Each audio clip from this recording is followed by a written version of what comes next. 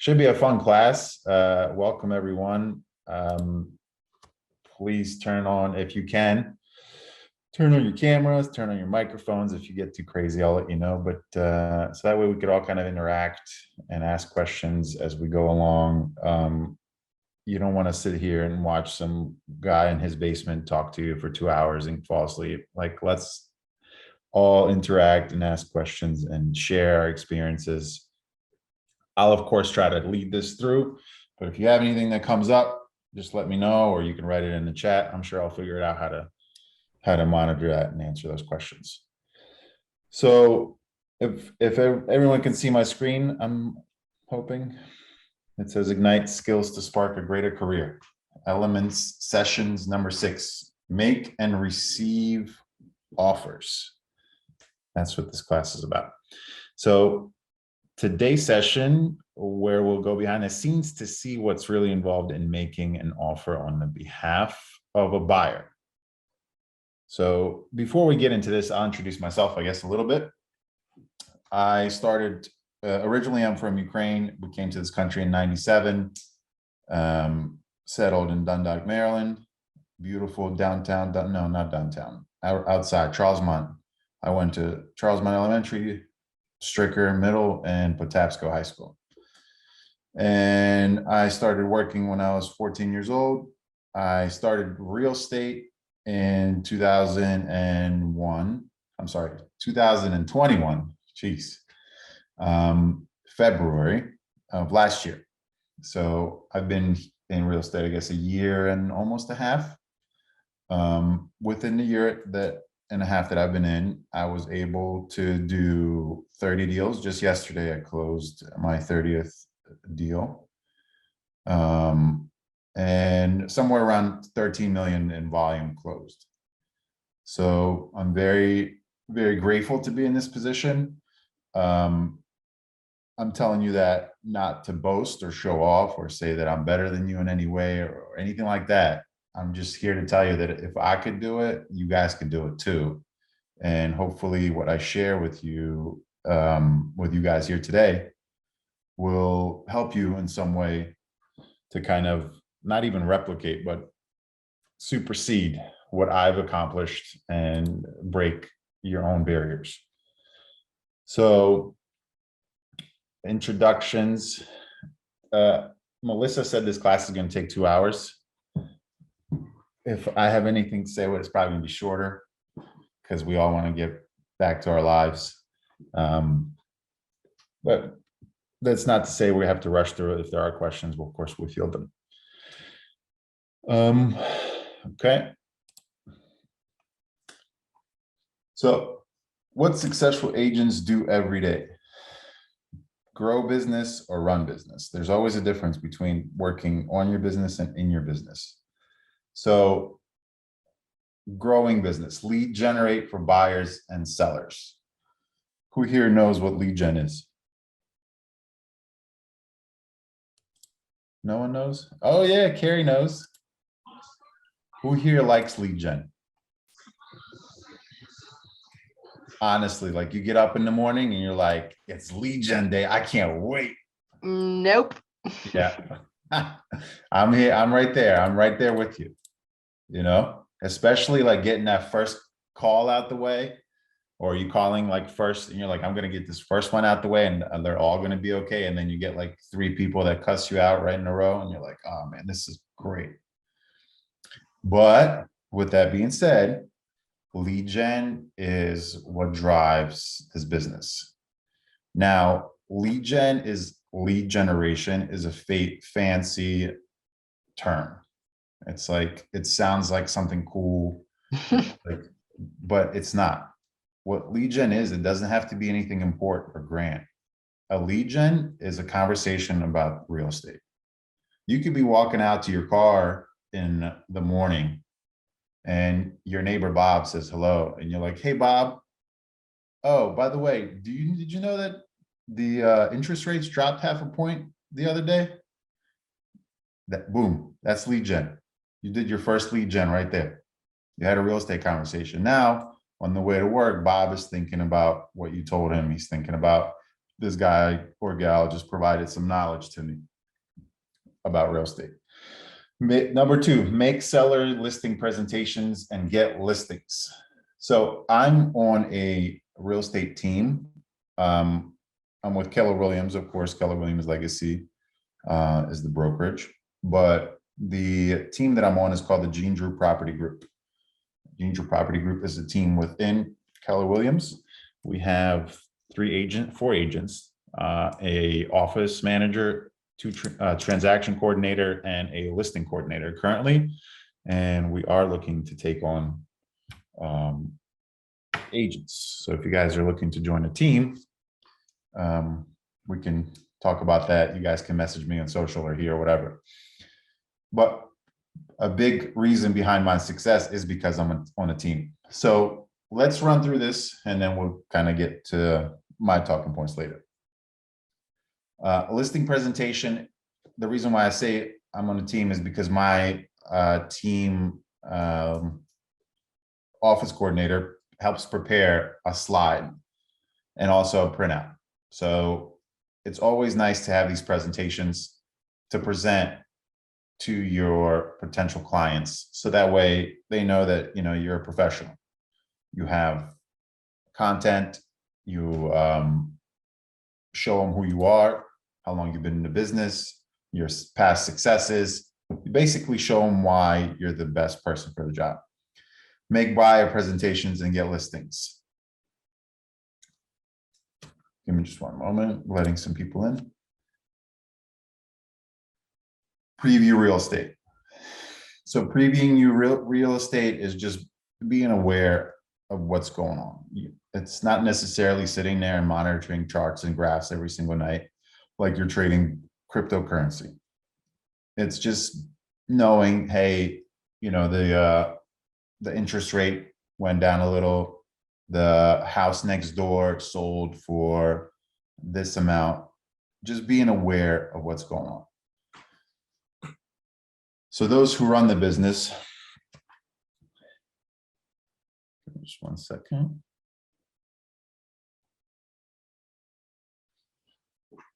They market the listings, market seller listings, show buyer houses, negotiate contracts, transaction management to closing, vendor management, set goals, compliance, risk management, attend training, get coaching, manage money.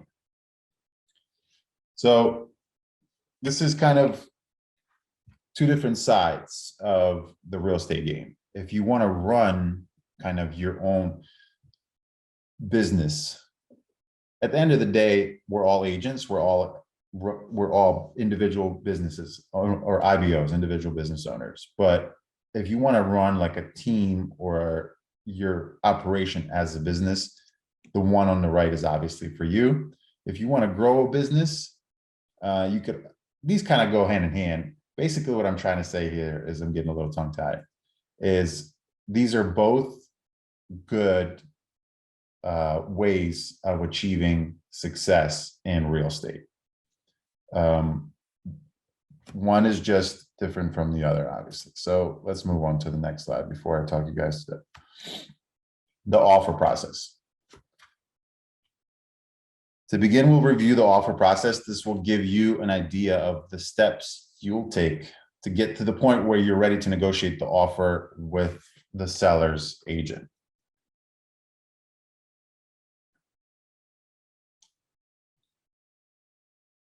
So this kind of gives you a breakdown.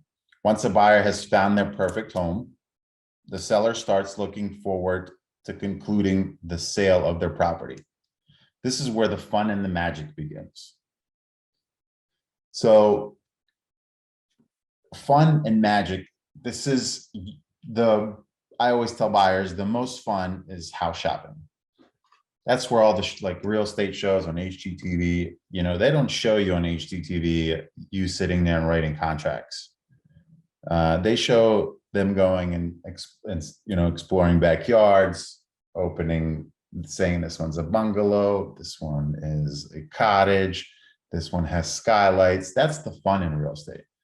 So when you're at the offer process, that means you already found the house that your buyer is in love with. So the buyer makes the offer, seller responds in one of three different ways. Counters the offer, accepts the offer, or rejects the offer. So this is where knowledge and negotiating skills really come into play. And a big part of the negotiation is having patience. Like, what do you guys think? What emotions at this stage in the game are running through like the buyer and the seller? Like the financial, or maybe the asking price, or seeing if the seller is going to accept the buyer's offer. Exactly. Yeah. So there's a lot of moving parts at this point, right?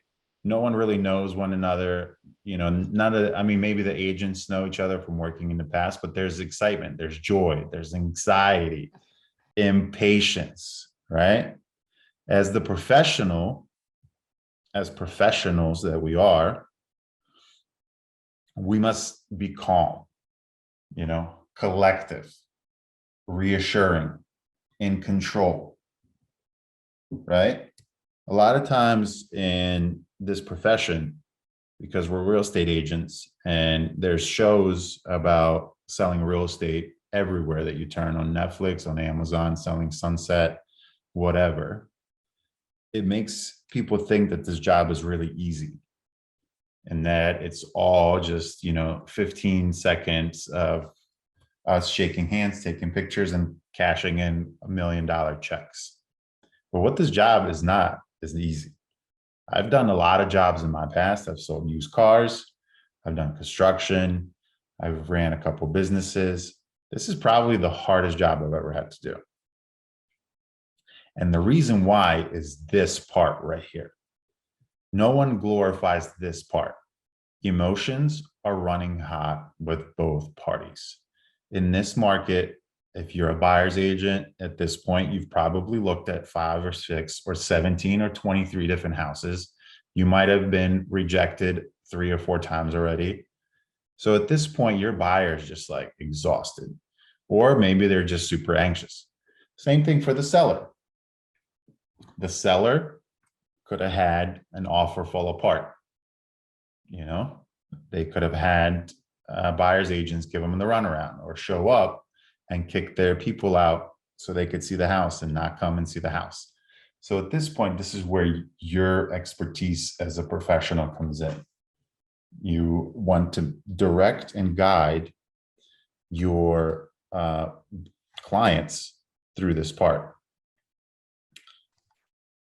This market, though, makes that so much more frightening for me right now. What do you mean? Because Explain I that. was raised to believe that you tried to encourage your client to have contingencies to protect them, you know, like home inspections and that sort of thing, termite inspections and surveys. But now if you put all of that in a contract in this market, you don't stand much of a chance because people are in bidding wars over property.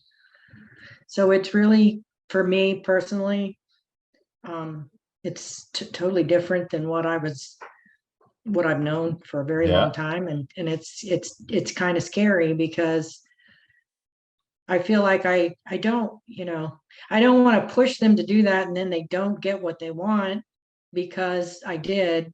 And yet at the same time, if I don't make them aware of what could happen if they don't do those things, you know, they may have to live with a home that's heat pump goes up on them the day they move in, right?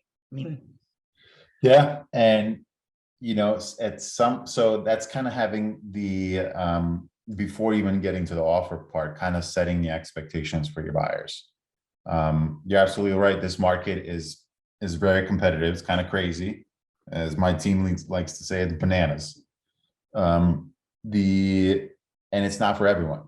You know, I have had buyers in my short year and a half in this game put in one offer, get rejected, and then call it quits. That was it. That was what the emotionally they could handle. And I've told some buyers that, look, I just don't think you're ready to buy at this moment, because if you want those contingencies and you want those inspections and buyer perks, I guess you would call them, then this market is probably not the right time. Now, with that being said, it's kind of changing at the moment. So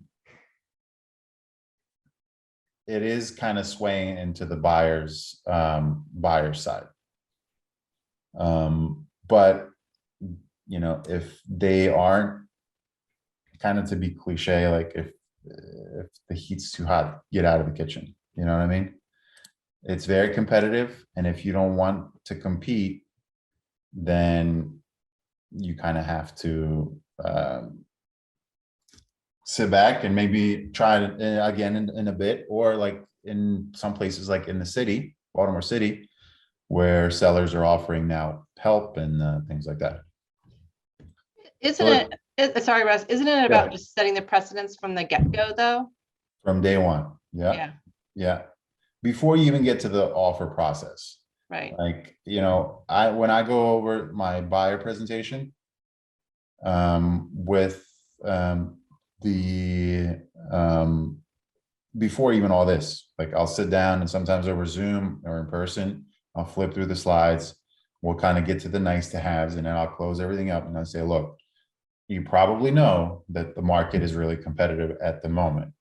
And what that means is you have to be really competitive with everything that you do if you want to secure this house. I was telling Melissa before everyone jumped on here that the very second offer that I did was for a client that was buying a house, a single family home in Timonium. And I went home after we did a full tour of like 2 weekends, like 6 houses each day. At the end of the day, did my research, and I've called them and I told them, look, I think the best price to offer for this house is $51,000 over asking price. And they said, okay, Russ, no problem.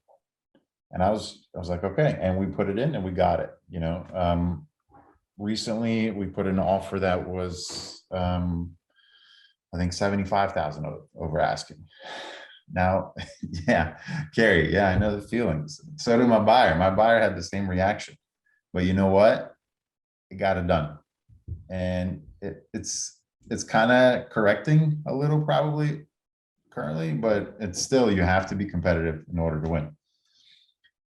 So counter the offer, accept the offer, reject the offer. And these are, of course, what leads to the next steps. So the counter offers, then the negotiation starts, accepts the offer, begins the contract to close process, and then rejects the offer. Buyer agents contacts listing agents to learn more.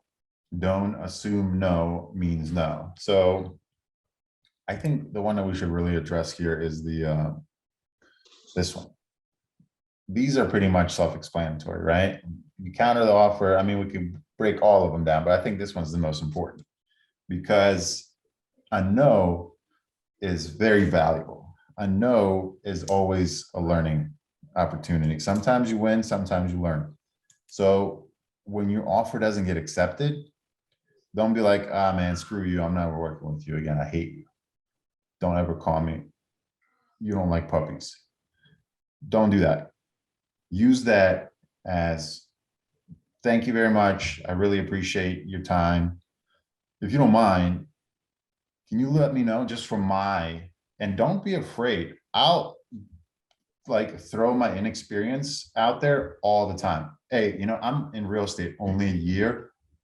Just from my growth personally as an agent, like what could I have done better to get that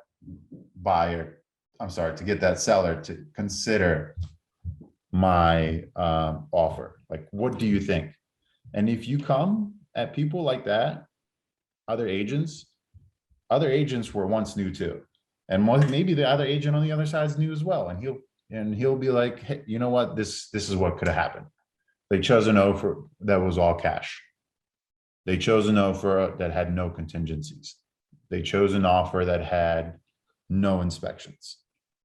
And that way you can take this information to your buyer and say, you know what, going forward, this is what we need to do to kind of adjust and make sure we get this offer won.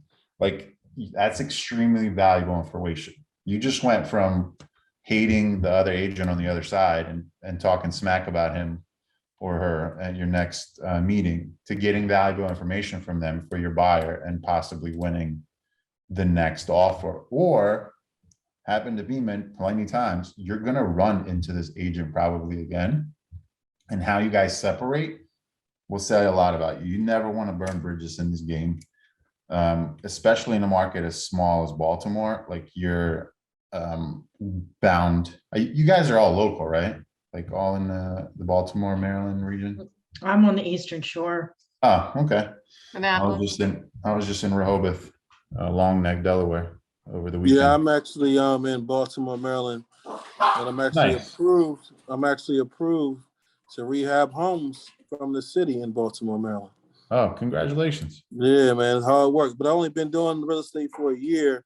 I bought this house that I'm in right now that was a vacant for 25 years for a low price in 2018. So very low price, unbelievable price, because the houses next door to me, a guy bought for $5,000 and then flipped it for $295.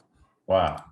So if you want to talk to me or anybody want to know anything about Baltimore, Maryland real estate, it's truly promising, but there's a lot of lenders that don't want to like lend money over here for some strange reason. But but here is where it's at. I just need the help. I got everything going, but I need the help and any knowledge that you have because I'm new.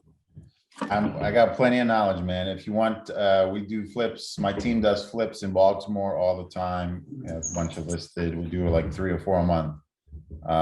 Buy them, rehab them, and sell them. So we could talk after. All right, cool. All right. All right. So the offer process. You guys can still see my screen, right? Yep. I see that Mark is on here. Mark Simone was on here for a sec. That's celebrity status. I'm probably going to get super nervous now that he's on here. Mark Simone is if you guys don't know, he's the owner of or operator. I'm sorry, Mark, I don't know your title. Someone really important at Keller Williams Legacy. So I have another question. I'm sorry. Yes, Debbie, I go don't want to monopolize this meeting, but No, you're good. what are the limitations that the seller's agent can tell you, right? Because he has to also protect confidentiality. So let's say I put in an offer and it gets rejected, and then I go back to him and say what you said, look, I've only been doing this for 2 weeks, right? And I need to learn. So, what could I have done better? Can he actually, what's the limits of what he can tell me about these other contracts, as opposed to just saying, well, you needed to put in your best offer? So the great question, kind of a 2-part question there. So what is the seller agent allowed to tell you, right? That's what you asked. Right. Yes. What they're allowed to tell you is what they agree upon with their client when they're signing the listing agreement. There's a couple paragraphs and clauses in the listing agreement that say you allow me as your seller's agent to discuss the price with other buyers, or you allow me to discuss terms at the open house. And most of the time, the seller will have no issue with that, because the way that I present that is, look, it's not like I'm going to go out and every time I get a new offer, advertise it on Facebook and say, this is what the offer is I got. But if I'll need to use that to my advantage to bargain, I have faith that you would trust me to do that on your behalf. So they'll initial that box. What that means is that 99% of the seller's agents can actually tell you exactly what their seller is looking for. And if they're a good agent, they'll do that. They'll say, hey, this is my seller needs 30 days rent back. They're older, so they don't want to do any repairs, and they want to close with no contingencies. You just have to ask. I mean, it sounds so simple and cliche, but just come to the buyer and, come to the seller, and everyone has their own song and dance. Just like you said, Debbie, some, no matter how much you approach them and how, nice and like sweet talking there you are and sugarcoating everything. Hey man, send me your best offer. Good luck. Right. Sometimes you'll get that, but sometimes you'll say, hey, my favorite thing is how I approach and I'm sure it's somewhere down here in the notes. Before I even send an offer in, I'll send a text message or a call, but more than likely a text message. And I'll say, hey, my client's really interested in 123 Main Street. How many hundreds of offers do you have on that property already? Usually that'll get a little chuckle. Oh, LOL, not that many, or LOL 200. It's a good way to break the ice. Okay. And That's a good then, idea, actually. yeah. And then, you'll say, oh, well, you have 3 offers in hand. If you have 3 offers in hand, you go back to your buyer and say, look, we have to be competitive. If you have no offers in hand, you go back to your buyer and say, look, we don't have to be that competitive. If they have 17 offers in hand, you go back to your buyer and say, look, let's go on to the next one. So that little valuable piece of information, like say, just helps you direct your buyer in which way you need to go. That's an excellent tip. Thank you. You got it. So that way, you know how to proceed from that point. At the meeting, we have a team meeting every Monday, and one of my talking points was that we work with people, which is like, mind blown. Surprise, surprise. I've opened up the Americas, but it's true. You and I are like the same when it comes to having emotions, being tired, wanting to do the best for a client. So when I come to you and I say, look, we're in the same boat here when it comes to getting this deal across the finish line. What exactly does your seller need? If it's exactly what my buyer needs, we can get this done. And if both agents on both sides are agreeable and have the same common goal in mind, they'll tell you exactly what that buyer needs. I'm sorry, what that seller needs. By the way, I'm going to say buyer and seller, and I'm going to confuse the two throughout this entire meeting 50 times. Okay, the offer process. Prepare the offer, obviously. Write the offer, obviously. Present the offer. So preparing and writing the offer, I'm really good at selling stuff. I'm really good with talking to people, running my mouth. I hate contracts. I absolutely despise contracts. The fact that we have to sign 79 pages or however long to send people, like I'm getting hives right now just thinking about it. So I have a office coordinator and a transaction coordinator that we submit basic information to, and they write our offers. Of course, I review them before we send them, but that's part of the reason why I'm on the team. And that's, I think, part of the reason why it's helped me become so successful and do 30 deals in less than a year and a half. My first year in real estate. Writing the offer. Of course, you guys know that there's like different addendums for different counties that you have to add, as is, or a PIN. So, this is a whole different class. I'll never teach this class because I don't know how to do it. Present the offer. Before you present the offer, you should have that rapport with the agent built already. Send a text message, give them a call. How's it going? What's going on? Like, talk to them like you would your friend. It doesn't have to be serious. It doesn't have to be all like super professional. Hey, what's it going to take to get this deal done? Simple question. What's the magic number your seller is looking for? Sometimes, probably 10% of the time, you'll get the exact number. the seller's agent will tell you the number. Sometimes, most of the time, they'll tell you kind of where to be in the ballpark, but ask. Don't forget to ask. It's so simple and so cliche. If you just ask, what is it going to take to get this deal done? What is the magic number that the seller is looking for? So when you're sending the offer, attach it to the email, address of the house, offer, all caps in the subject. So that person knows when he gets it exactly what it is before he even opens the email. In the email, break it down. Hey, don't write 17 paragraphs. Don't send a sob letter from your buyer that says, you know, my buyer's dog is dying next week. They really need to get into this house. Could you please help them? Don't do any of that. Looking forward to working with you. The offer. Price, as is or with inspection. Terms, like quick close, highlight that and make it bigger than the rest of the email and say, please see attached. That's it. In this market, most sellers receive, as you guys know, 1.5 million offers.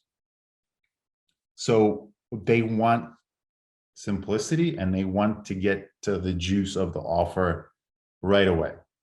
The simpler you make it for them, the simpler you make it for the seller, because some sellers agents will just forward that email to the sellers. And if everything's presented clearly, that will give you brownie points. All right. Checklist to prepare an offer. Obtain the buyer's pre-approval letter from the lender.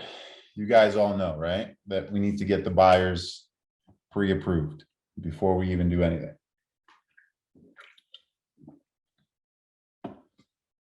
You'll get, who here is working with buyers without a pre-approval letter? Let's see, show of hands so we can kick them out.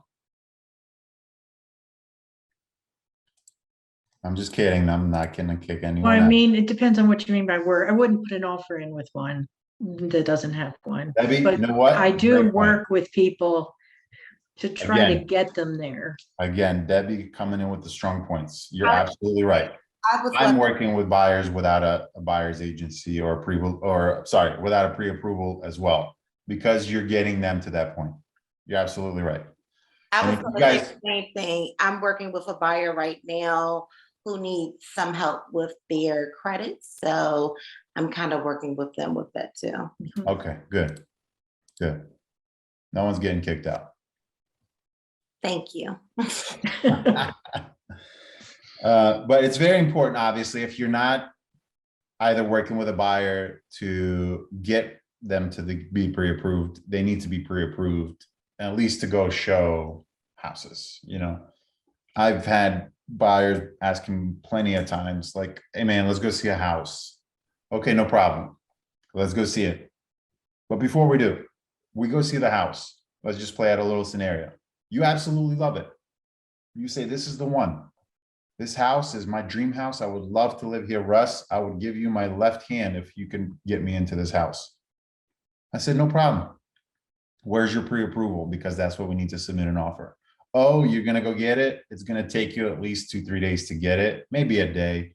By that time, in this market, the seller's already fielding 3 or 4 other offers. So that's why we need that pre-approval. I don't not trust you that you can get pre-approved or that you're gonna get pre-approved. You need that pre-approval to be in the best possible position to get you into that house, because we need to move and move quickly if you like it. Review the tax records for information about pricing history. You could do that. There's also a great tool in MLS, Bright, that gives you analytics about previous sales in the area. You can also run comps. But honestly, like, you know, everyone's bidding at asking or above asking. I mean, I'm sure Eastern Shore market is probably a little different depending exactly where you're at. But here, like, you know, it's ask or above ask. Now, if the house has been sitting on the market for, you know, 300 days and it has 3 price reductions, yeah, then it's a little different. But if it's, been on the market for 3 days and there's a note that says offer deadline at midnight, then you need to come in strong. Ensure that the property is still available before spending any time preparing an offer. Even if your MLS indicates the listing's active, contact the listing agent to let them know your client's considering making an offer. Where is it? If it's off market, why does it cut off like that?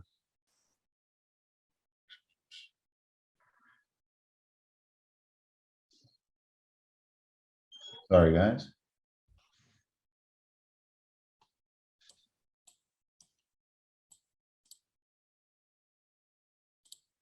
Yeah, so basically, here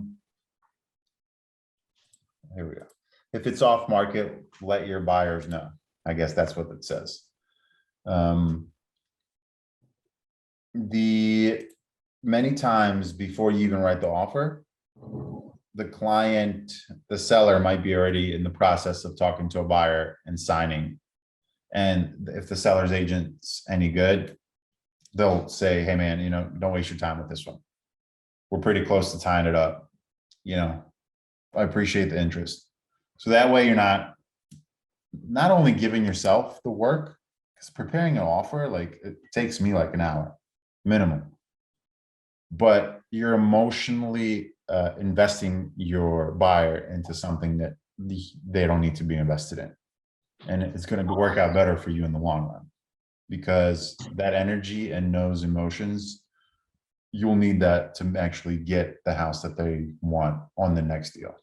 So to save all that, just ask, call. That's all about building that rapport with the seller's agent. And when you're asking about offers and he says, okay, I have 2 offers or I have none offers, you say, can you please do me a favor, if you don't mind? If you get any offers, could you please let me know, because my client's really interested. So that way you can have that information to take back to your buyer. Write the offer, put a stellar offer together. This is where you shine. So I told you guys that I'm on a team. I don't like writing offers, but a clean offer will make or break a deal.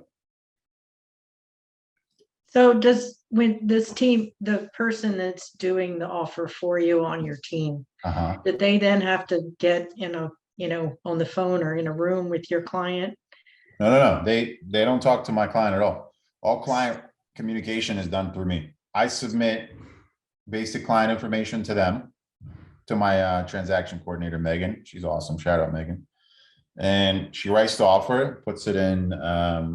We work with Dotloop and Trello, and she'll comment in Trello and say, offer ready for review. I'll go and review the offer, share it with my client. So all those, 70 some pages or whatever that you end up with, all of the quote, because there's lots of decisions to be made throughout the document, right? So when you're setting expectations, right, with your buyer, you can say to your buyer before you even probably submit the offer, right? So if you have a buyer and that that they're very picky and they know that they're going to review every page of the contract. Yes, that's what I had last week. Yeah. Every paragraph. Good. I had that too one time. And I was sitting there and I was sweating and I was like making stuff up, but we got through it. And most of the gist is what you have to learn. So you don't want to be in a position where you're sweating and making stuff up. You have to know exactly at least the basis of what you're talking about, because you will get clients like that. And you will have to sit there for 2 hours and explain each paragraph. So if you do have a buyer like that, my suggestion to you is say, before we do anything else, I'm just going to give you a copy of this contract. We'll get to it when we're submitting an offer. We'll get to it down the road, but review it now. Take it home, draw on it, and let me know if you have any questions. So when it comes time to submit the offer, we're not reviewing, paragraph B on page 39. We're submitting the offer. Everyone's on the same page. We're ready to go. Does that answer your question, ma'am? Yeah, thanks. Price and terms, consult with buyer to arrive at the most logical offering based on the CMA and items below. CMA, right? Everyone knows what a CMA is? Yep. Chicken, macaroni, and apples. No? Comparative market analysis. This is where you guys come together with your buyer and figure out what you're going to offer. All buyer, there's so many different buyers. I would say no two buyers are alike. And that's probably true. Some buyers have $400,000 in cash. Some buyers have a 400 credit score and $3 in cash. Some buyers are approved for $2 million. Some buyers are approved for $50,000. So no two buyers are the same. So when figuring out a price, a CMA is good. Comparative market analysis is good. You always need to have the comparables in the area, what the houses are selling for, going for. But it ultimately is going to depend on the buyer as far as the price. You as a professional present all of your information that the buyer is going to need to make a good decision.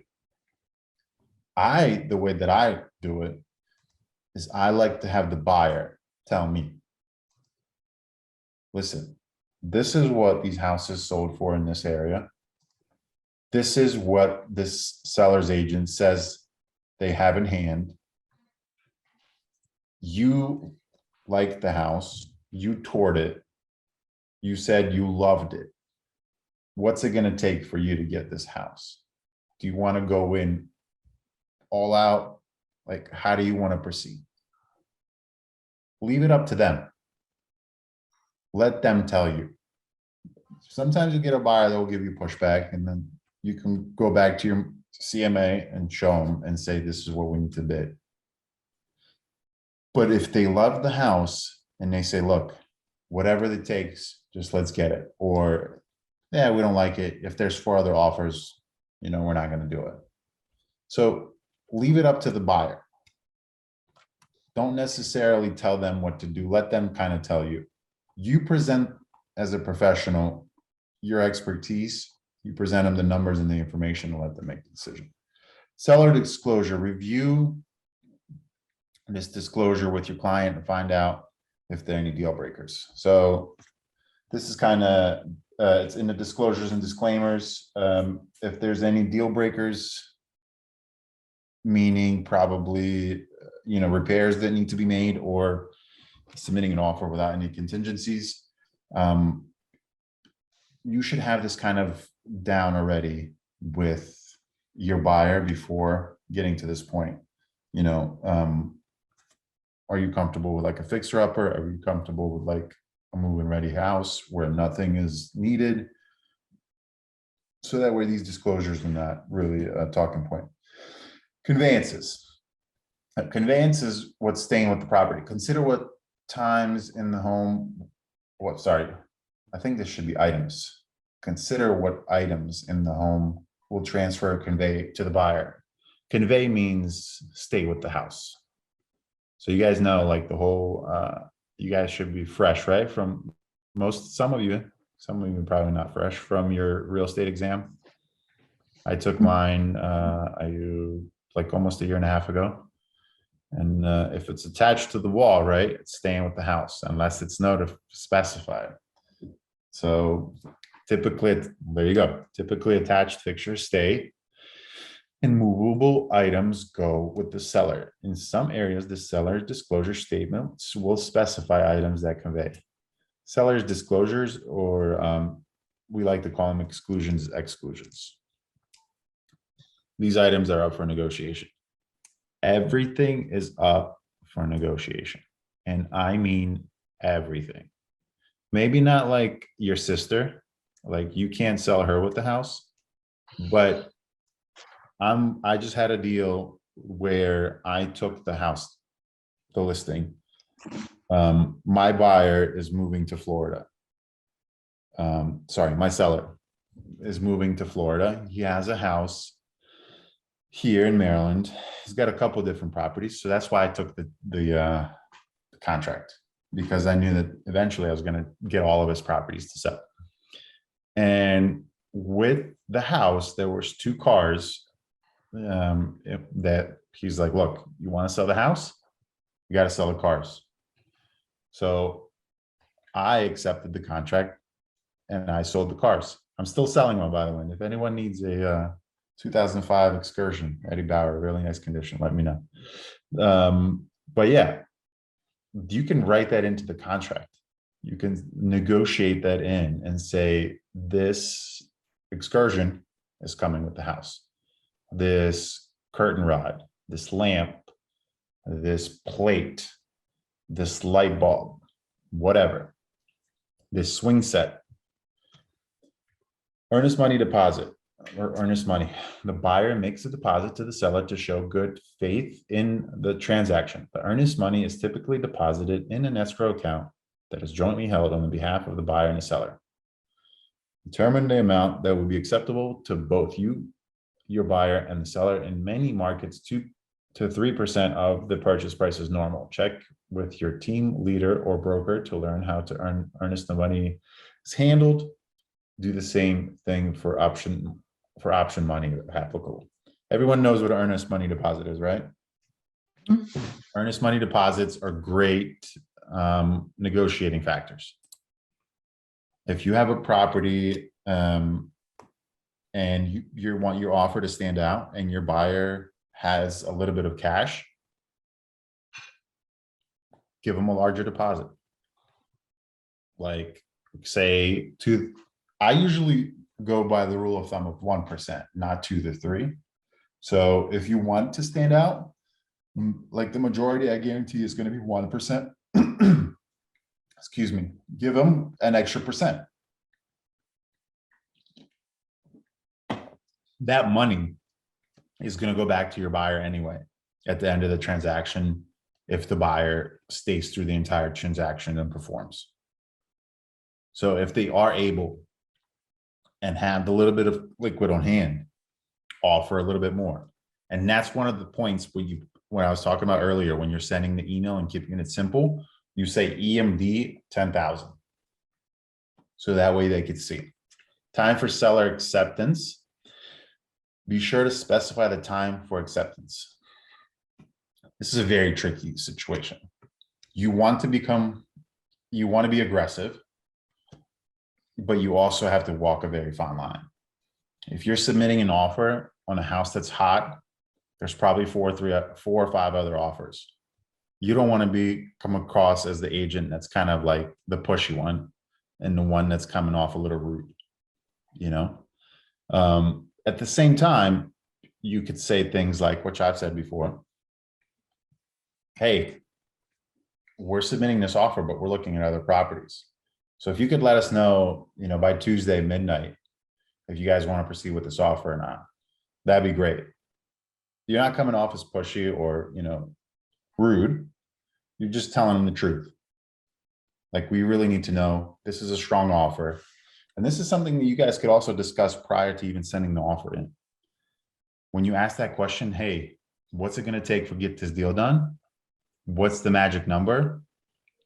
That magic number is 200,000. So you play the if and then, which is very strong bargaining.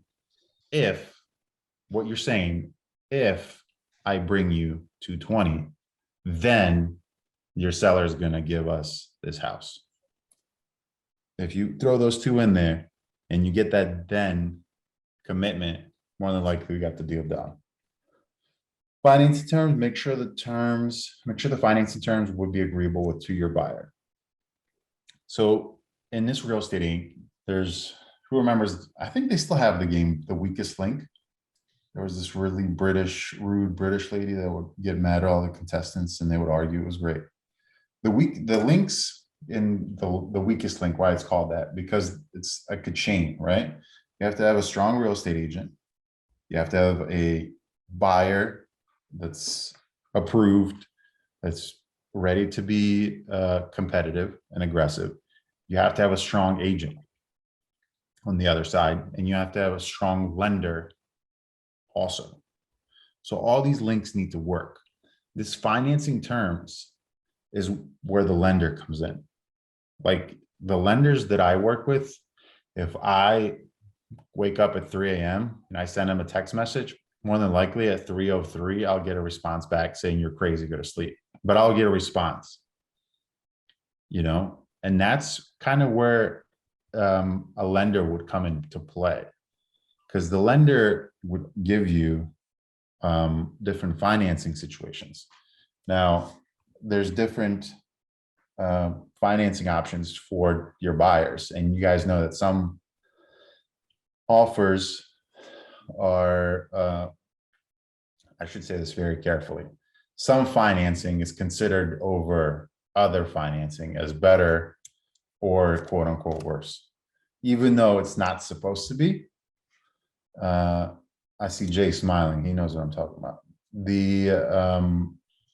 You guys know exactly what I'm saying. I'm just not going to say it. So make sure that your lender is strong. Make sure that they pre-approve their buyer. Make sure that the buyer is absolutely comfortable with the terms. The worst thing that I tell my buyers is if you buy a house, you move into your house, and then 2-3 months down the road, you figure out, like, I'm in over my head. And now you have this 30-year commitment that you start to resent. So instead of you coming home after work and having your haven, you coming home and you look at this place and you're like, God, I hate this place because I can't afford to pay for it. You don't want to be in that position. You don't want to put your buyer in that position. And the lender is where that comes in. The lender tells them the monthly payment, all those options, gives you a pre-approval, and you guys give a strong offer. Also, have your lender call the seller's agent. Hey, just giving you a call, letting you know this buyer is amazing. He smells great. He looks very handsome, and his credit's 700. He has $14 million in the bank, and he's going to buy this house so quick. Something along those lines. This good old fashioned sweet talking the buyer, like, hey, this is, you know, he's ready to go. So create the offer in Command. I'm on a team. I don't use Command. We use Trello. We use Dotloop. So I'm sorry, guys. I don't know how to create the offers in Command. You guys are going to have to learn that from somewhere else. But I can. We can move on down the road here. So offer writing guidelines. It says for me to tell you to turn to page 6 in the participant guide for offer writing guidelines. I guess that's what this is. Oh, no, this is the cover letter. Okay, hold on. Let's just go through this one. Cover letter template. Full disclosure, I don't do this. I don't see the reason behind it. It's just an extra piece of paper that makes the sellers and the seller's agent have to sort through one piece of paper. I think it's a waste of time. And I think that the email that I told you guys to really focus on is what you guys should do. Price, 200,000, for example. EMD, instead of like a 2,000 EMD, say 5,000, because you talked to your buyer and you said having a higher EMD would look better. As is, which is the terms, or with inspection, and then say quick close. So those 4 things is 90% of the information. And you also want to put in what kind of financing. So conventional financing, FHA, whatever. The 4 or 5 things is what 99% of the information that the seller or the seller's agent needs to make your decision. You're going to make it easier for them. They're going to respect that. I had, I don't know, my 10th, I think, deal. We submitted the contract.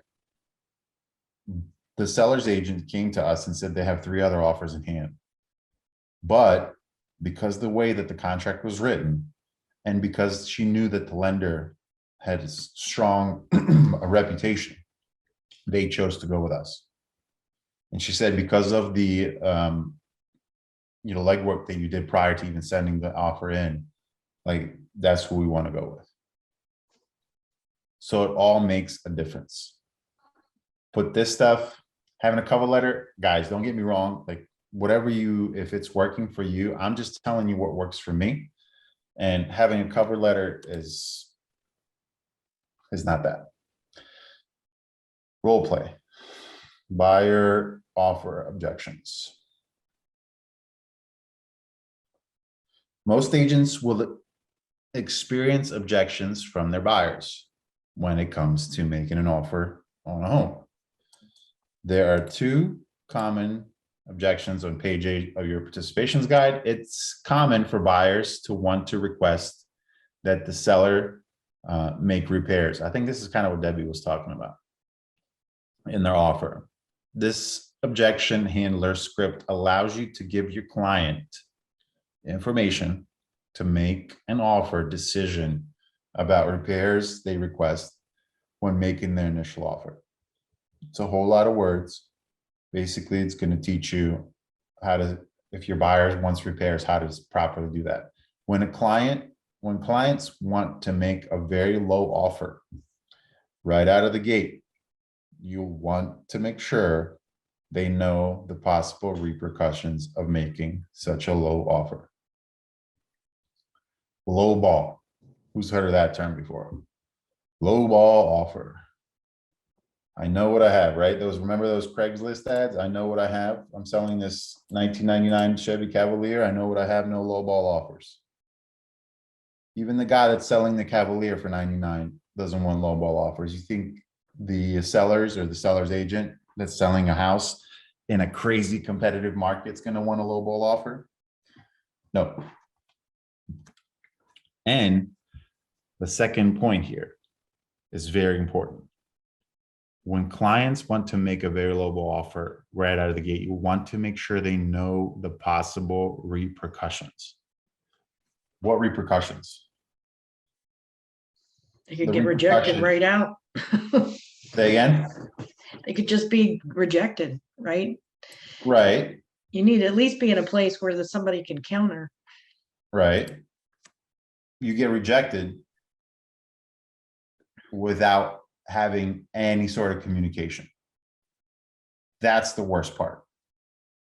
And if you're making any future offers to this agent going forward, he's going to know you as the low ball offer guy or gal. He's going to say, hey, I remember this guy. This guy came in and told me he'd buy this $3 million house for $75,000. We don't want to work with this guy. That's the repercussion. The repercussion is you won't get taken seriously, or your buyers won't get taken seriously. And if that's the case, that rapport is very hard to gain back. Can we receive a copy of these slides? Tanika, yes, so Melissa should have sent them all out to you. I'm gonna write my email here in this chat. I have them, so just send me an email, everyone, if you need these slides or if you want to connect. I'm also going to put my Instagram on there. Send me a friend request. Let's be friends. Present the offer to the listing agent. Notify the listing agent of an incoming offer. Thanks, Jay. Notify the listing agent of an incoming offer. Shoot him a text message, give him a call. Hey man, got a crazy offer coming in, you're gonna love it. Get ready to cancel the open house, get ready to tell all the other agents buy, take this offer, you're gonna love it. Send the offer to the agent. Don't forget to do that. If you tell them you're sending the offer tonight and you're out at the winery and you've been getting crunk with the wine and you get sunburned and you come home and fall asleep and don't send the offer, that's going to look very bad. So if you tell them that you're going to send it tonight, send it tonight. Don't forget to attach it. I've done that before. I wrote the very nice email. I've done everything else. Please see attached. Oh, no attachment. Don't forget to do that.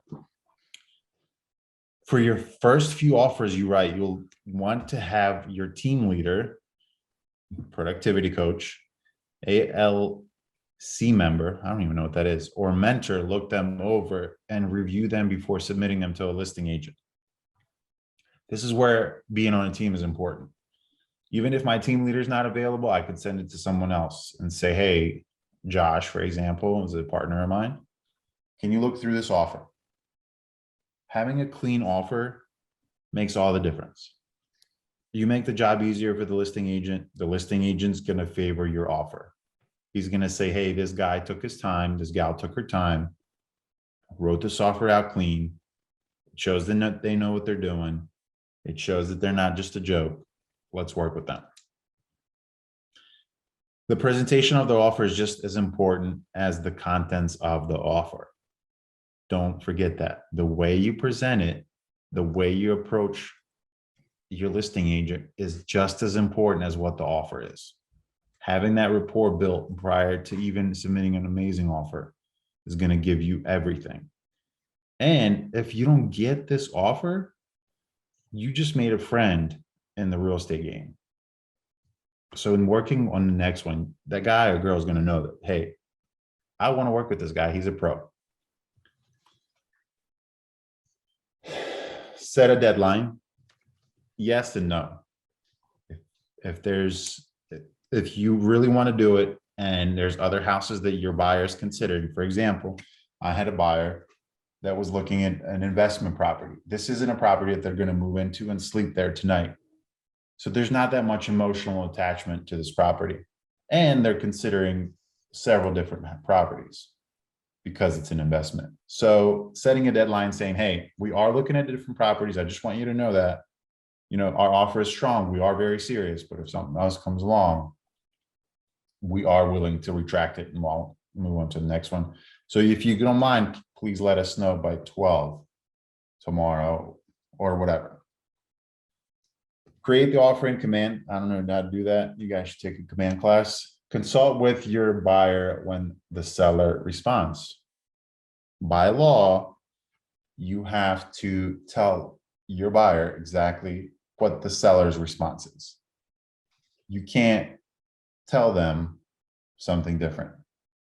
If the seller says, of course, that's kind of like in quotation marks, but what I mean if the seller says, hey, this offer is a freaking joke, I'm offended, use that to your advantage to take to your buyer. So that way he doesn't have you writing lowball offers and wasting your time. Show him a text message.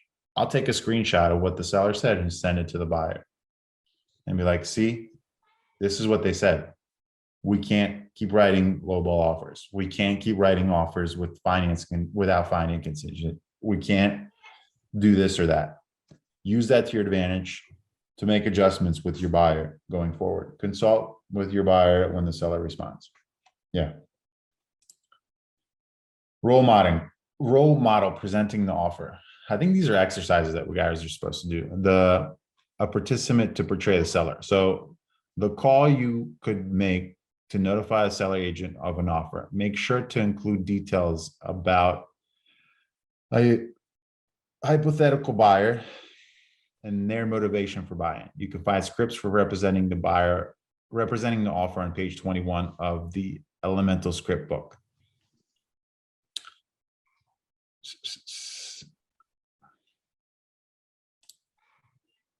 Present the offer.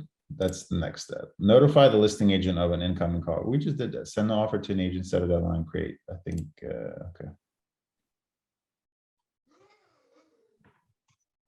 Give me a sec, guys. I'm getting a little confused here. Representing the seller.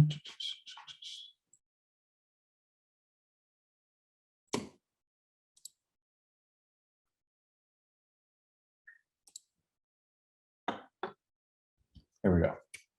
Representing the seller. Presenting the offer, we did that. Presenting the seller, receive the offer, gather information about the buyer, present the offer to your client, respond to the offer. So now you're the seller's agent here, right? So just as you're legally bound to present all offers or all counters to your buyer, you have to present every single offer that you get in writing to the seller. No matter how crazy it is, you have to tell them. And when it comes to this market, and when it comes to competitively pricing a property, you guys are going to get multiple offers. Anyone, I'm sure some people in this group have sold 1 or 2 houses. Anyone sell any houses recently? No, not one. We had a house. I just got a contract. Congratulations. It hasn't closed yet. I hope it closes on time. Congratulations, Deb. I listed a house in the city, in Baltimore City, on Oswego Avenue, which was the east side, I think. And we listed it very competitively. We received 15 offers. I know that sounds glamorous and fun. It's not. It's very overwhelming and confusing. And to be a professional and to be fair to the other people on the other side of this transaction, you have to do, not only legally, you're supposed to abide by this rule, but just because you're a good agent, you have to present all these offers and you have to present them with good light to the seller. Because these agents took their time to show your property, to write the offer. So the very least that you could do is present it. Now, when you have 15 offers, it could get overwhelming. So my suggestion is to make a spreadsheet. If you don't know how to make a spreadsheet, take a piece of paper, write out the name of the client or the buyer, the price,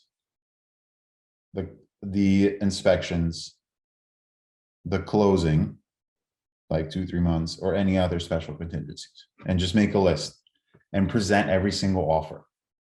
Because sometimes what can happen is if a buyer submits an offer and that buyer doesn't even hear back from you, they can actually contact, or the buyer's agent, they can actually contact the seller, like the sellers, after the deal is done and say, hey, I present an offer in. Did you see that offer?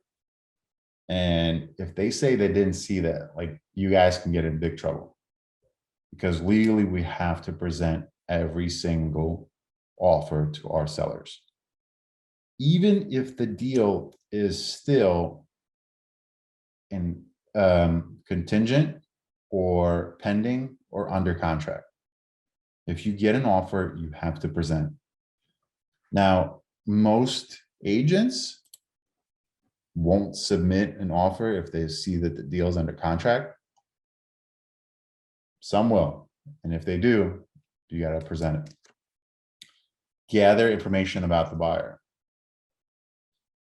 There's only so much information that you could really gather outside of what you already see and on, in front of you. If it's an offer, that's good.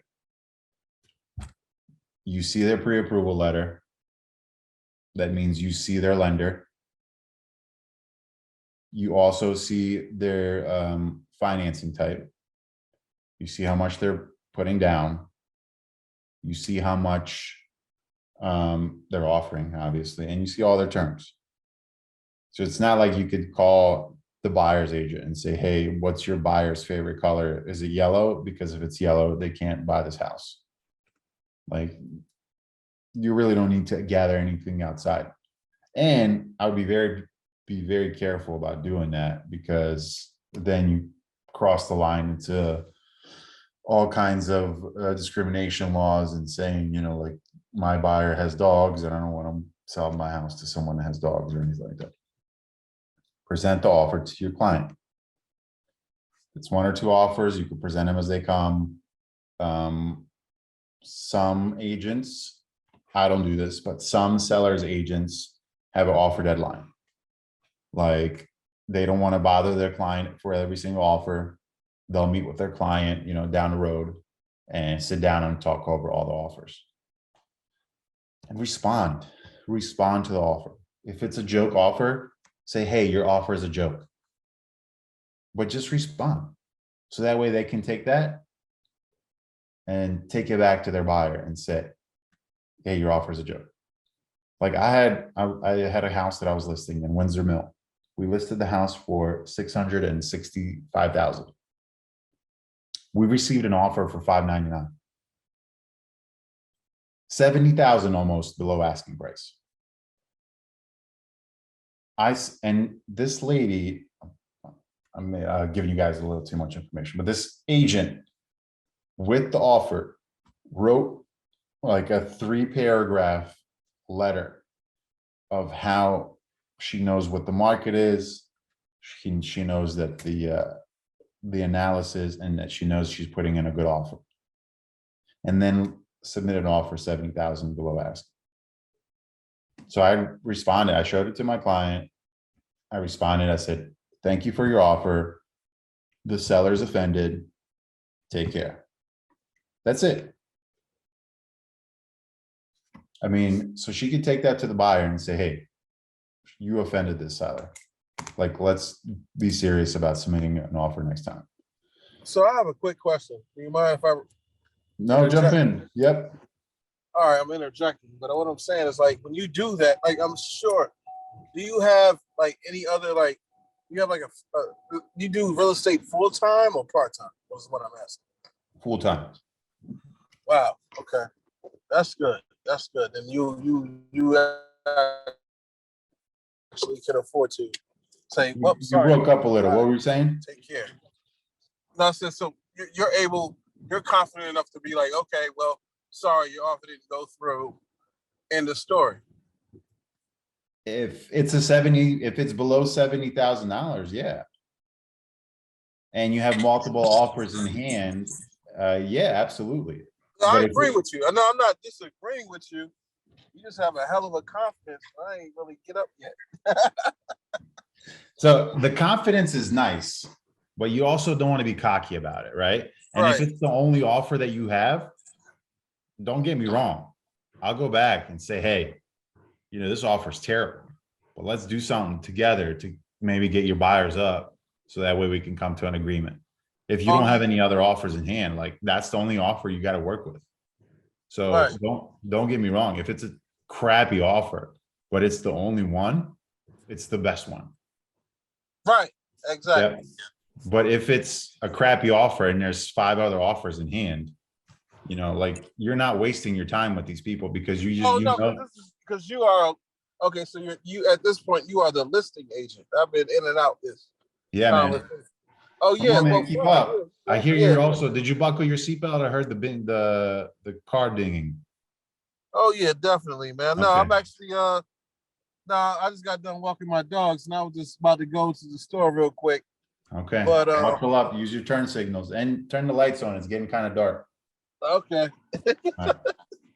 But no, Checklist for- okay. So you're talking about from a listing agent standpoint. Okay, fine. Yeah, you got Yeah, options. yeah. This is, so we already went over the buyer side. This is you're fielding these offers now. Now you locked in. I see. Okay, Yeah. thank you, man. Now, yeah, now you're in the driver's seat here. Now you're, king of the castle. Buckle up. Yep. So checklist for reviewing offers. Address. Be sure the address is for the correct house. Very simple. So if someone sends an offer in with the correct address or incorrect address, it's not the end of the day. I've done it before. I've attached wrong offers to the email because I have an offer folder in my computer. I've attached a whole nother complete different offer to the agent and sent it. So you talk about being embarrassed, but I mean, then, yeah, Jay is covering his face like this guy did that. Yeah, I did it. But then you know what? You have great talking point with that agent. Call the agent, say, hey, look, I'm a freaking idiot. I don't even know how I did that. Completely my fault. Here's the offer. Let me know what your seller thinks. Let's work together and get this done. That's kind of a good way to break the ice. Price, check to see whether the offer falls in the range of seller expectations. What Mr. Moore was telling us about when he was driving to the store to pick up Fruity Pebbles for dinner. To have those expectations with the sellers. If it's a crappy offer, but it's the only offer, it's the best offer. If it's a terrible offer and you have 5 other offers in hand, you say, hey, let's not even waste our time with this one. You know, we're too far apart. Ultimately, you want to make the seller decide, but you want to give them all the possible information to make the best decision. Earnest money, make sure that the earnest money amount specified is acceptable to the seller. Check the earnest money plus the balance of the down payment plus the loan equals the purchase price. Also review the option money if possible. So option money is an additional deposit. I haven't seen much of those lately. You either put a big earnest money deposit down, or you put down a big down payment. You don't put like earnest money deposit and then you put something else down. Earnest money deposit could be a talking point when you're putting down this offer. You could say, hey, you know, my buyer is submitting a strong earnest money deposit. It shows that they're serious. It's kind of like a win-win for the buyer because you get the credibility of submitting an offer with a big earnest money deposit, but then it also goes back to your buyer at the end of the transaction. So it's really if your buyer is serious and they intend to close, like there's really no downside of a big earnest money deposit. Now, if they're not serious and they're kind of flaky and you know that they're kind of emotional, the seller can take the earnest money deposit if the buyer doesn't perform. Time for acceptance. Check to see how long your seller has to respond. Be sure to get the content initialed by your seller if you go over the time limit. So within your contract that you guys write, you know the timelines, right? So if you get an offer, you have 5 days to respond or counter. After you get 5 days, the buyer has 2 days, I think, to then counter you. And then you have that time to, I think, 3 days after that. So it's 5-2-3 or 5-3-3. But these are just general terms that kind of I use. You guys, whenever you're putting your contract together, you're a buyer, there's spaces where you pick these dates. So usually it's 5, then 2, then 3. But you can have whatever you set in there. So whatever dates that you set in there, these are very important because if they're not in those dates, then the offer becomes invalid. Now, with that being said, the contract is always, time is of the essence.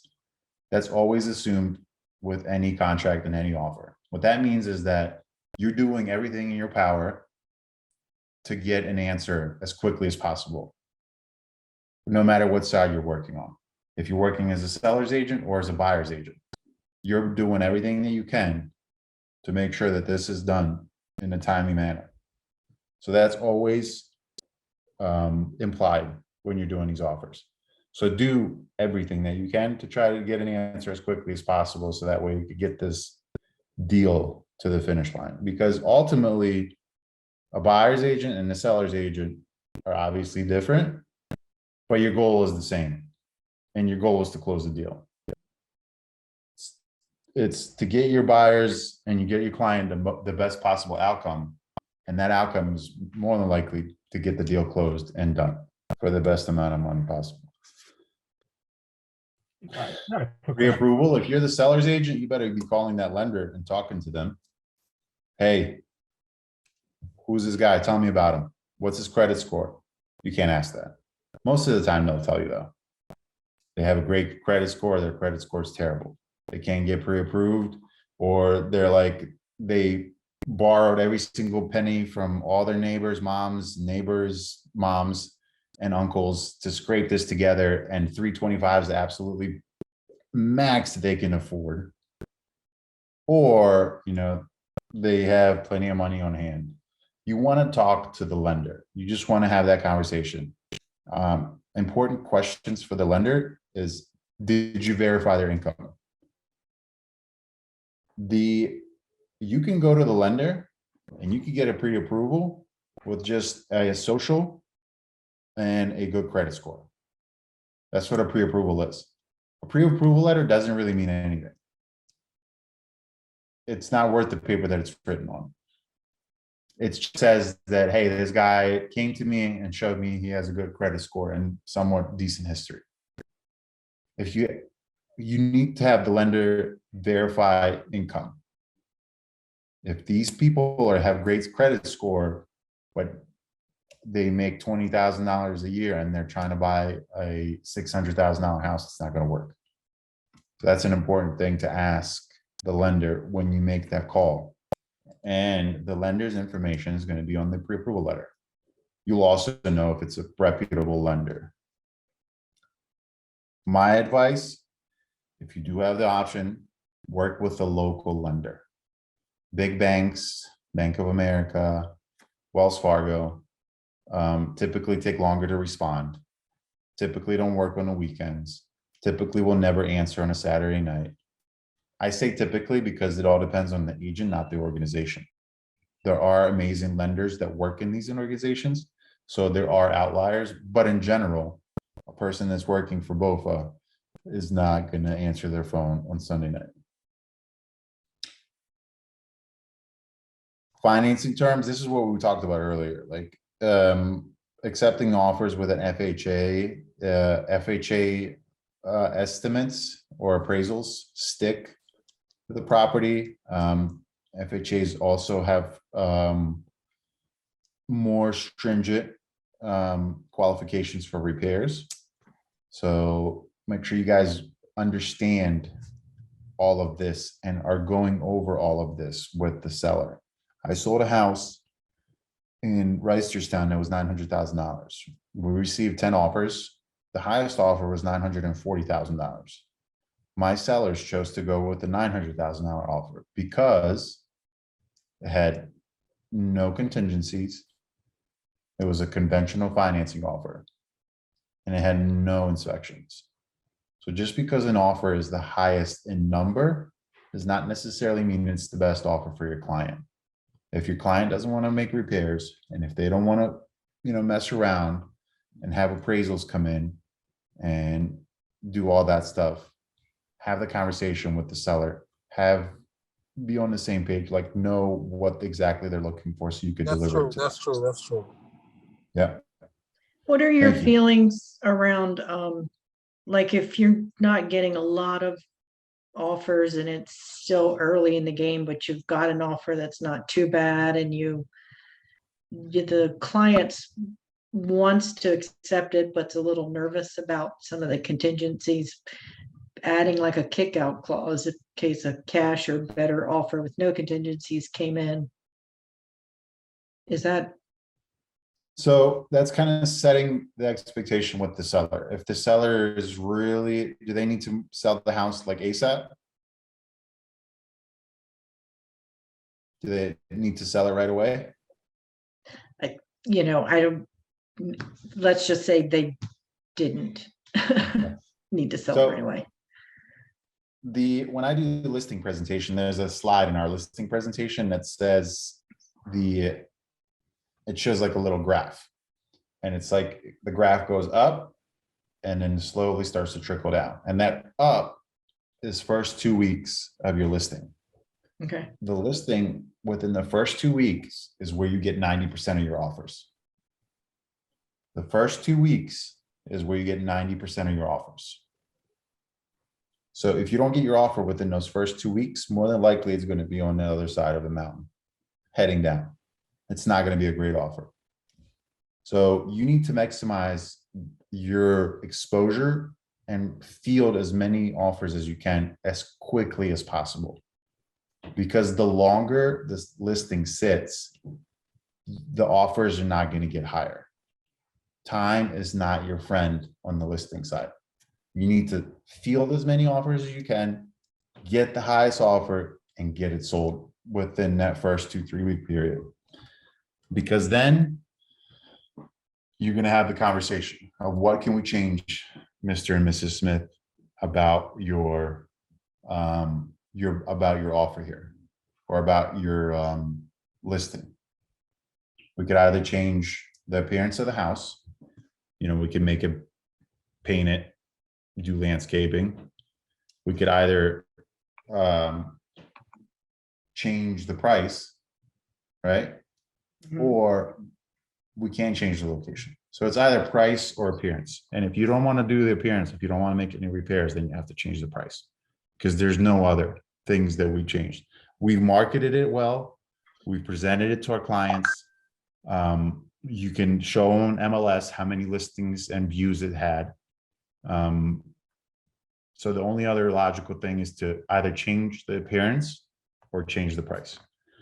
Charles, I see you have a question. If you have a buyer as your client and they want to make a lowball offer, and you basically know that it will not even look at that offer, how do you tell your client that it's not even worth putting it in? Like you said, you don't look stupid to the listing agent.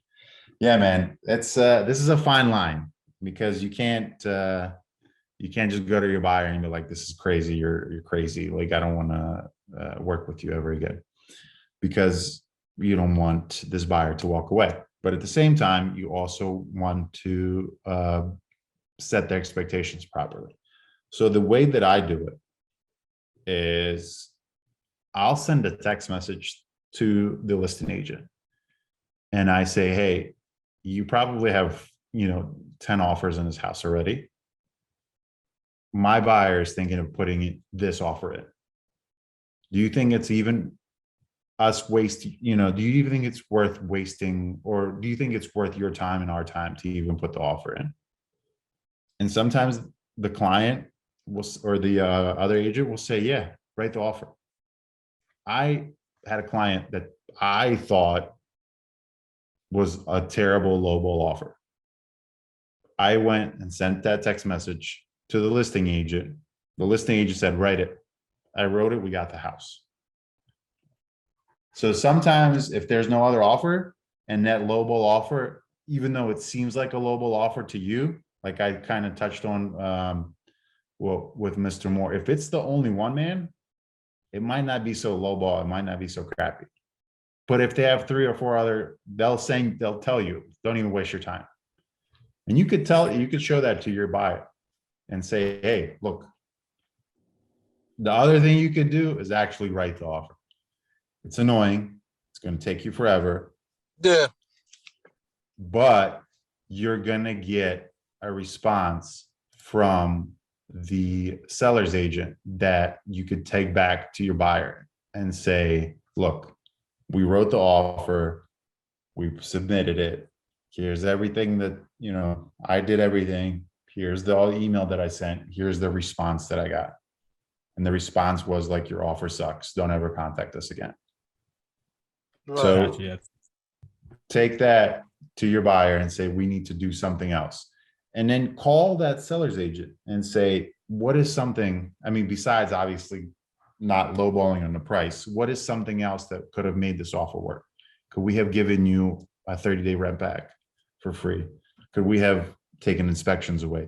Could we have given you a bigger EMD? And then take that to your buyer. And on the next one, you guys be better prepared to get a win. It's tough for new agents. It's definitely tough for new agents. Mr. Moore, how long you been in the game? Like 6 months. Oh, I thought you were like talking like you're a vet, man. How many? No. How many deals you've done so far? None. How many people here have done a deal? My mic working? Can anybody hear my mic? Yeah, Charles, I could hear you. I didn't know if it could be, okay. Next time I have a question, let's say. Now you're muted. Now I can't hear you. Sorry, the next time I have a question, I'll just say, because I thought my mic wasn't working at first. Nah, you're good. Yeah. So No, I everyone haven't done a deal yet, sir. I've only been Okay. agent 6 to 8, I think 8 months to be exact. So I have a statistic for you. You ready? yeah. 40% of all agents in America did one deal last year.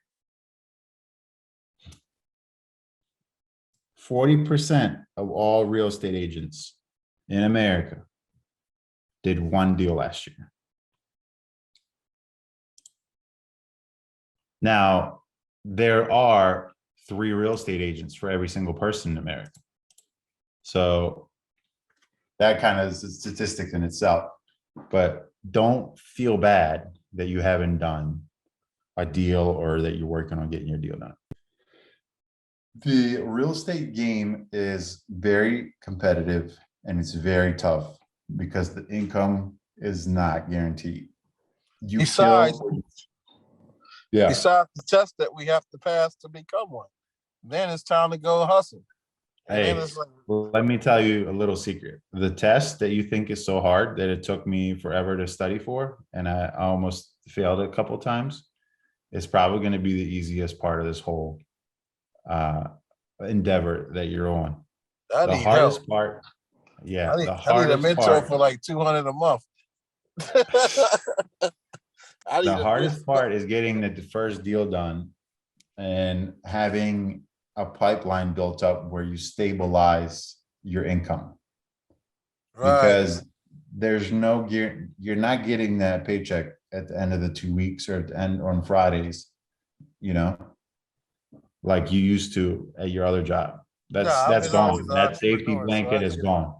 Yes, sir. So that's honestly the hardest part. So you got to make it through that. You have to stabilize and learn and figure out how to take 40%. that commission check once it comes in and make it last towards the next one. But once you do, it's very rewarding. The money's good. And also the people that you help, like having the feeling that I get when like you help a family buy their first house and you're at the closing. Right. I've seen that feeling. Yes. Like there's no monetarily value that you could put on that feeling. Like to know that you helped someone buy that house, it's just super rewarding. And that's why I do it. Yeah. I definitely agree with you. Yeah. Yes, sir. Good. Anyone, I know I've been talking a lot. Anyone have any questions? Anyone else?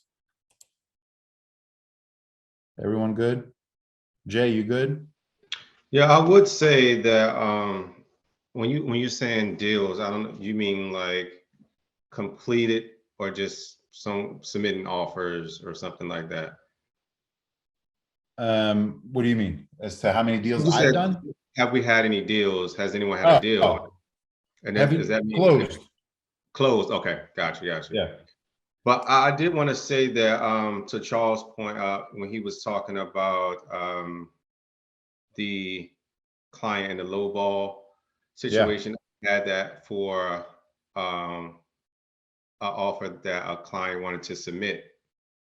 And basically I just had to tell him to put himself in the shoes of the seller. And once he did that and realized how much money he was asking them to give up, he was like, oh, okay, I understand. Excellent point. Excellent point. I appreciate it. Thank you for sharing. Oh, no problem. Regardless of what I feel like regardless of what I feel like we all in a great space to be able to do this in this time. A lot of us became real estate agents through the pandemic, such as myself. I had coronavirus twice. I had to sit down and I got a little unemployment check and I decided to become a real estate agent. That's exactly what happened to me, man. Besides the Rona, I only got Rona once. I would never got my real estate license if we wasn't sitting in the house about 3 months Yep. when it first hit, and we got the unemployment checks. Shout to Trump, we got the unemployment checks. I got 10 grand back and 1,000 a month. And I went back. I said, I gotta do something. I can't sit in this house. So I said, let me go take me a real estate course with Long and Foster or something like that. And that's what happened. And I took the PSI 3 times and I finally passed it. So it's just like, it's a blessing because you're a leader in your community, no matter what. We are all entrepreneurs. We all gonna make it because we have that spirit in us already to turn $2 into 10 or what have you. But that's what it is. That's what it is with me, is that I've always had that entrepreneurial spirit as a child. So now being in the game 6 to 8 months, it's like, okay, I get it now. I see it now and how to play it now. It took me a little bit more time than others, but I'm here.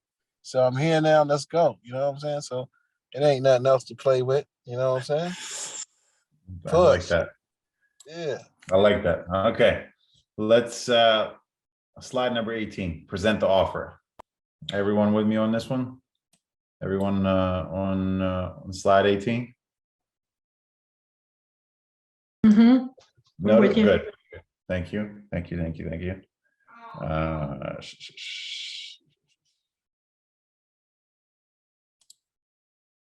Notify the seller, present the offer in person if possible. You have received an offer from the buyer's agent and have reviewed this offer to make sure that there are no questions or surprises. Now it is time to present the offer to your client. Make sure you give your clients as much detail as possible about the potential buyers and their offer. So present the offer in person if possible.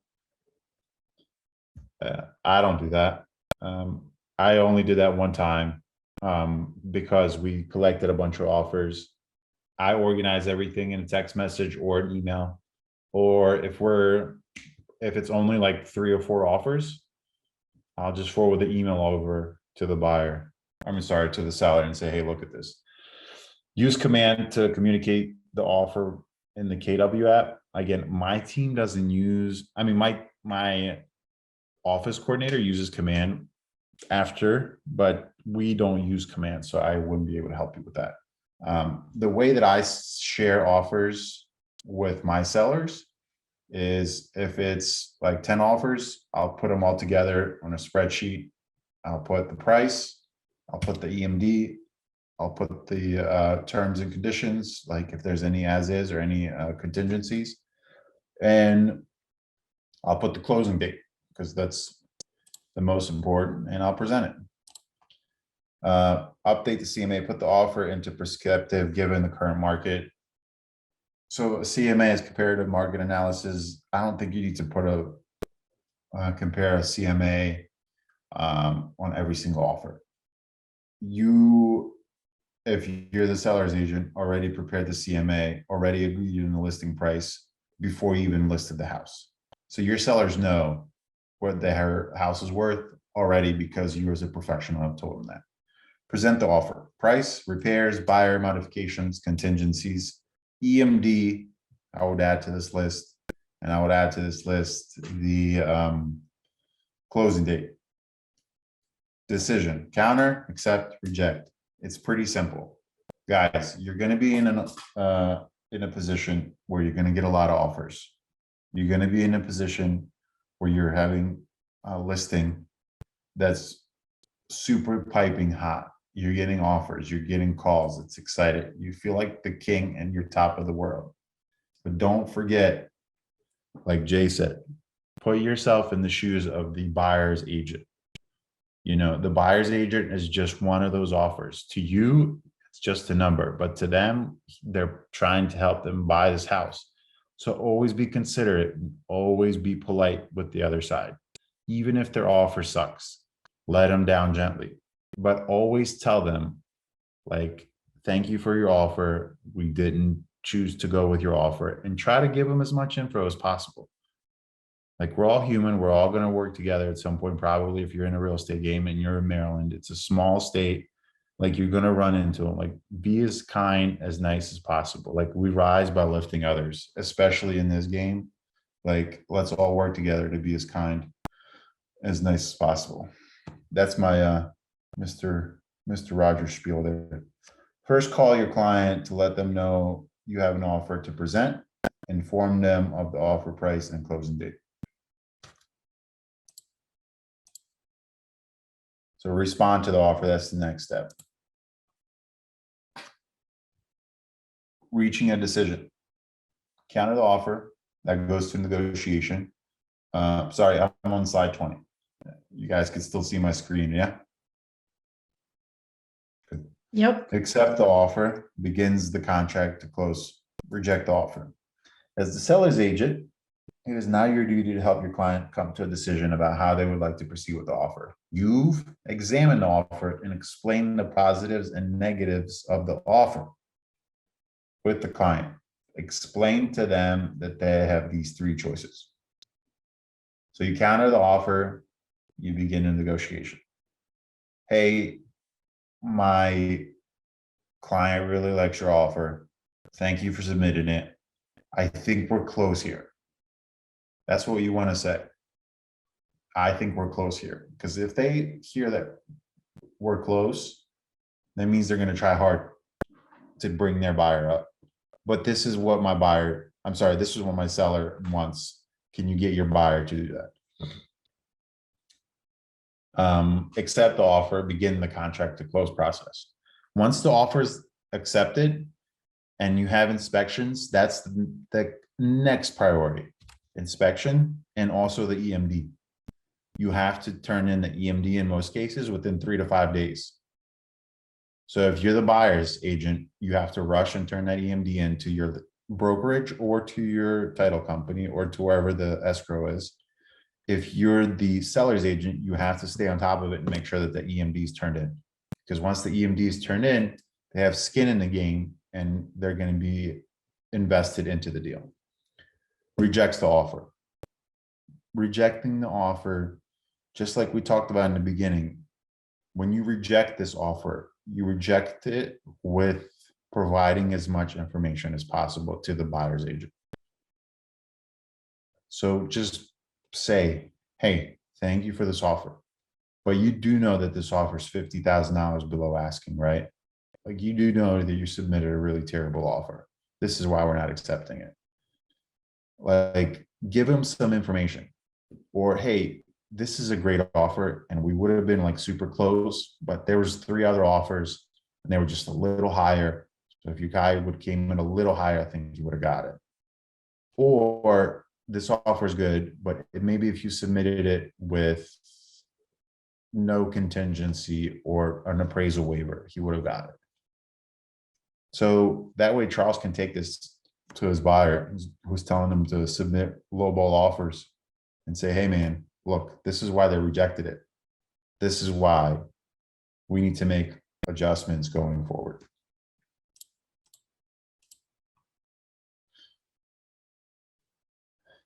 This is some role play. So this is where kind of Melissa is the KW agent that put this all together, and it told me to stop. This is where it goes into scripts and role play. So role play is what you guys could do kind of with each other on the phone. And these are all talking points and your success list. We have 10 minutes left. I'm going to share my kind of link tree. I don't know who's familiar with link tree. Link tree is something that you could post online. And I'm going to share mine now so you guys can see. It can give you all of your links pretty much to the everything that you have, like your Facebook, your LinkedIn. I'm having a hard time explaining it. I'm just going to put it in the chat so you guys can see it. And again, some of you guys were not here when we started the class. My name is Russ. I started real estate in February of 2021. within that time frame, I closed 30 deals. I did it mainly because I joined the team and I had strong supporting staff on that team. I had a strong office coordinator, strong team lead, and I was able to kind of accelerate my growth process. So if I just had a baby, he turned 11 months yesterday. I have 2 other jobs. And if I could do all that with everything that's going on, I have faith in you guys that you guys can also be successful in this game. It's very rewarding. It's very, very hard. It's probably the hardest thing that I ever had to do. Because you have so many different moving parts and so many different emotions that you have to manage. You're the professional. You have to manage these emotions with all these people. Yeah, guys, have any questions? I feel like I've been talking so much, my mouth hurts. I'm just curious about, like, I'm with Keller Williams Capital Properties in Rockville. I joined with them about 5 months ago. I hear you said you have 2 different jobs too as well. Yeah. That's motivating. That's what's up. That's truly motivating. Thank you. I do social media management for a asphalt company, and I do kitchen sales. See, yeah, that's awesome. That's Charles, motivating, thank you for man. sharing your info. If anyone wants to, Carrie, thank you. Thank you for the congratulations. I appreciate that. Share your info, share your market. I see Charles is in Annapolis. Share it in your chat, and then also share your Instagram or Facebook handle.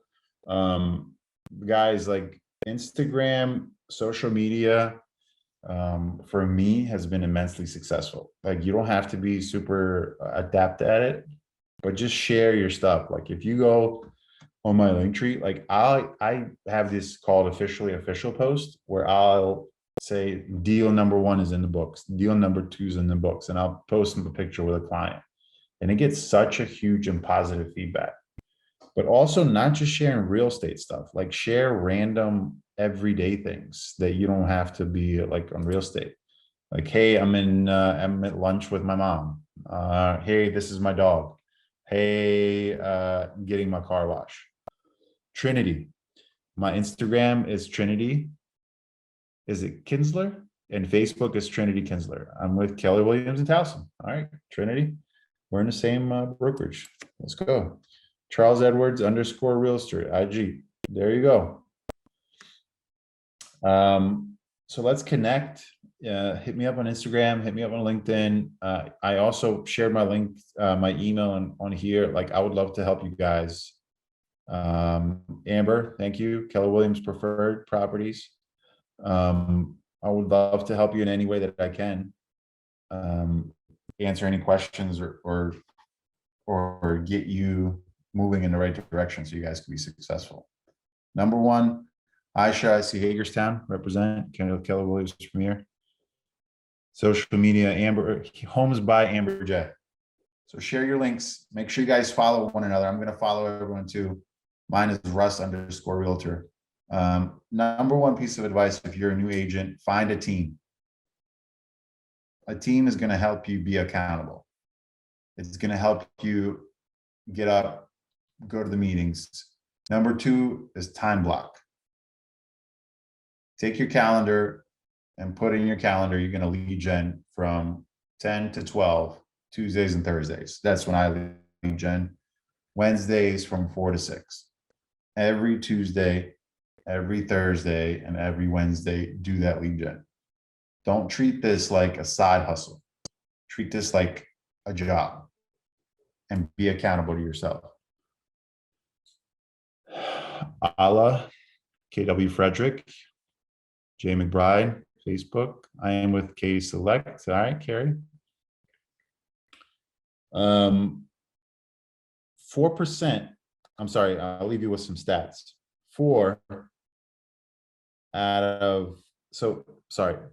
2 out of 4 real estate agents make it past their first year. So half, basically. What's your IG, sir? Russ _ Realtor.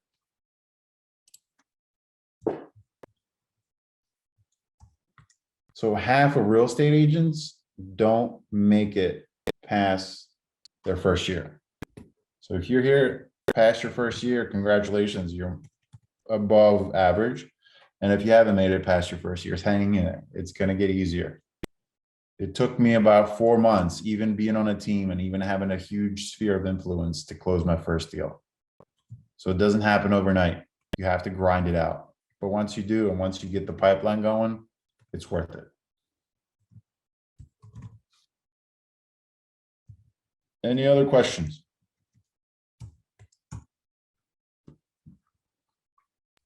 I do want to Debbie, say you thank gonna you for close sharing that your- deal? Charles, I'm sorry. I know. I just wanted to say thank you for sharing your insights on how I had no clue that I've been in the game for 3 weeks. So I mean, I'm learning a lot from all the new people that are teaching the Ignite class. Nice, And man. I didn't know you would reach out to the listing agent to kind of get an insight on how to build your client's offer and things. So that's gonna help me along. Connect with me on Instagram. Shoot me a DM. I'll answer any questions that you have going through anything. Like, I'll definitely help you out. Appreciate it. And that goes for Congratulations. anyone here on this chat. Trinity, thank you for joining. Everyone, thank you for joining. I really had a good time. This was my first class that I thought. So I hope I did a good job, and I hope that I provided some useful information. Hey, Amber. Thanks for turning your camera on at the end.